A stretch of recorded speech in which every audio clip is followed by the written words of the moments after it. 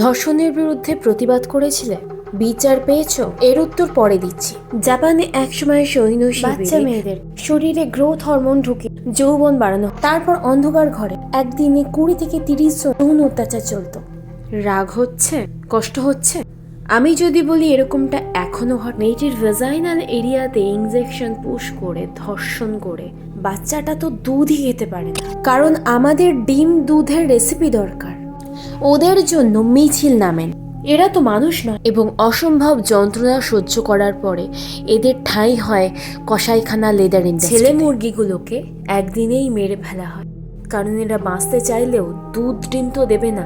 মাছদের কথা আমি বলবো না, বলবেন জাভেদ আख्तर। आप एक कमरे में एंटर हुए, आपने देखा एक डोरी से gulab jamun which is your favorite dish is hanging. You rush and take that gulab jamun in your mouth, and inside the gulab jamun there is a steel hook that goes through your palate. Then someone pulls you up. You reach a point where there is no oxygen at all. You are tadpoing. That person puts you on the floor and with a very blunt knife starts skinning you. ভারতে একমাত্র একজন মন্ত্রী গলা ফাটিয়ে চলেছেন animal welfare এবং environment issue নিয়ে। We are the largest beef exporters in the world. We are actually killing more animals than China. और आजकल जो मिडिल ईस्ट में भेजा जा रहा है भैंसों को और काउस को, और हमारे सारे बूढ़े खत्म हो गए। That's so shameful.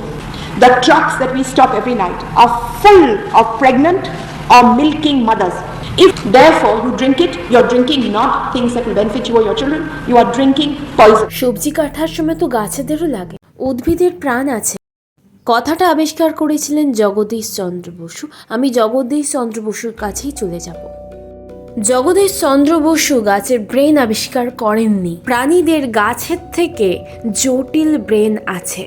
প্রাণীদের ফ্যামিলি সেন্টিমেন্ট অর্থাৎ মা বাচ্চা সেন্টিমেন্ট কাজ করে। বেশ কয়েকদিন আগে কোর্টের একটা বিচারে আমরা সবাই খুব বীতশ্রদ্ধ। আর আমরা এতটাই হিপোক্রিট, আমরা শুধু তাদের জন্যই লড়ি যাদের আমরা খাই না।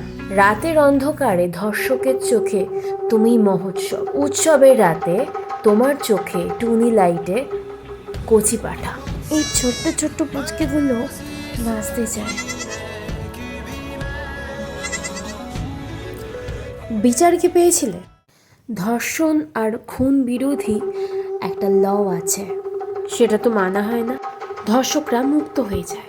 অ্যানিম্যাল ওয়েলফেয়ারেও একটা অ্যাক্ট রয়েছে যেটা আমরা মানি না। এখন প্রশ্ন থেকে যায়, তাহলে প্রোটিন কোথা থেকে পাবো? এ জগতে হায় সেই বেশি চায় যার আছে ফুড়ি ফুড়ি।